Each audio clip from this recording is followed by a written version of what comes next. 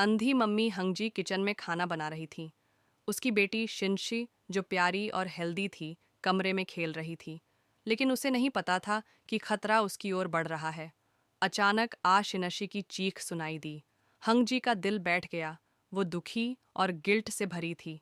अच्छा हुआ कि वक्त रहते शिनशी को बचा लिया गया।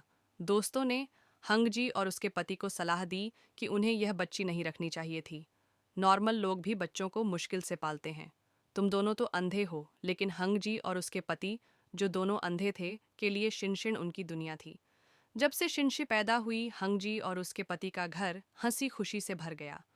हंगजी को सबसे ज्यादा मजा तब आता था जब वो शिनशी के लिए रिकॉर्डिंग करती। वो उसकी हर छोटी बड़ी बात को कैद करना चाहती थी।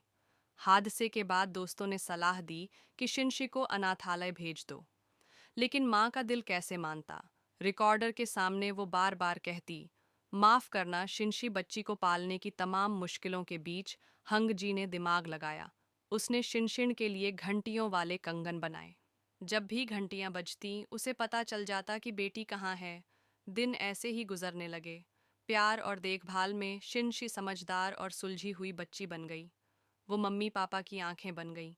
जो कुछ देखती उन्हें बताती, रेस्टोरेंट में मेन्यू पढ़ती, रास्ता दिखाती। एक दिन वो पापा के साथ ठेले पर सामान बेचने गई, लेकिन वहां निगम वालों ने छापा मार दिया। हंग जी घर पर बेचैन। आखिरकार शिनशिन और पापा लौटे, लेकिन ठेले का सारा सामान जब्त हो चुका था। घर चलाने के लिए पापा ने अंधों के लिए मसाज का काम शुरू करने का फैसला किया। जब उन्होंने शिनशी से राय मांगी तो कोई जवाब नहीं आया। दोनों घबरा गए। पास जाकर देखा तो शिनशी को तेज बुखार था। दोनों उसे लेकर हॉस्पिटल भागे। हंगजी ने पूछा, वो छोटा रबर बैंड कहाँ गया? दवा तो उसी से बंधी थी ना? पापा बोले, दवा गलत नहीं खानी चाहिए। शायद वो क्या वाली थी? उसमें खुर की गंध आती है। फिर वो बोले, जरा देखो, ये वही दवा है ना? हंगजी ने छू कर देखा।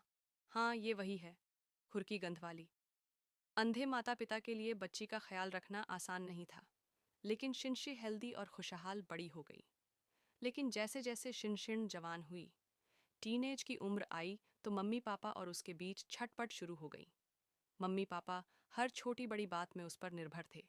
खाना बनाते वक्त कांटा गिर जाए तो शिनशी से उठवाते। पापा की मौजें खोजने में उसकी मदद लेते। शिनशी को लगता, यह सब तो आप खुद कर सकते हैं, मेरे टाइम का क्या। बाहर जाने से पहले मम्मी उसकी स्कर्ट की लंबाई टटोलती, कहीं कोई गड़बड़ ना हो।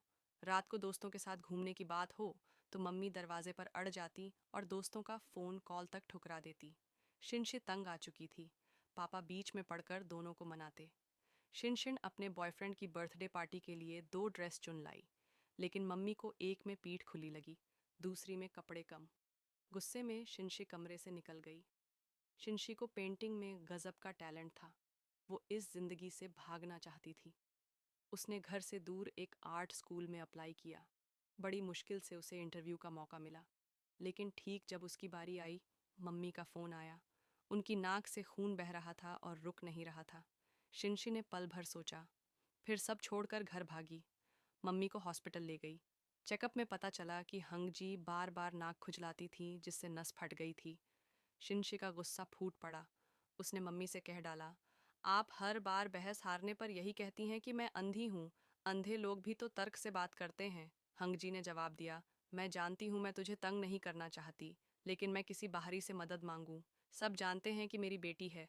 वो पूछेंगे कि तेरी बेटी क्यों नहीं मदद करती। मैं क्या जवाब दूं? शिन शिन चिल्लाई, हाँ, मैं आपकी बेटी हूँ, लेकिन आपकी जेब की अंधी छड़ी नहीं कि जब मन आए निकाल लिया। मम्मी, मैं बड़ी हो गई, मेरे भी अपने सपने हैं, आप समझती क्यों नहीं? वो और भड़क गई। आपको बस यही चाहिए ना कि मैं कुछ ना करूं, कहीं ना जाऊं, ना दोस्त हो ना सपने, बस आपकी सेवा में जिंदगी बिता दूं। एक तरफ मम्मी पापा का बेपनाह प्यार, दूसरी तरफ शिनशी की आज़ादी की चाह। माँ बेटी का रिश्ता प्यारा लेकिन तनाव से भरा था। शिनशी प्यार और अपने सपनों के बीच फंसी थी।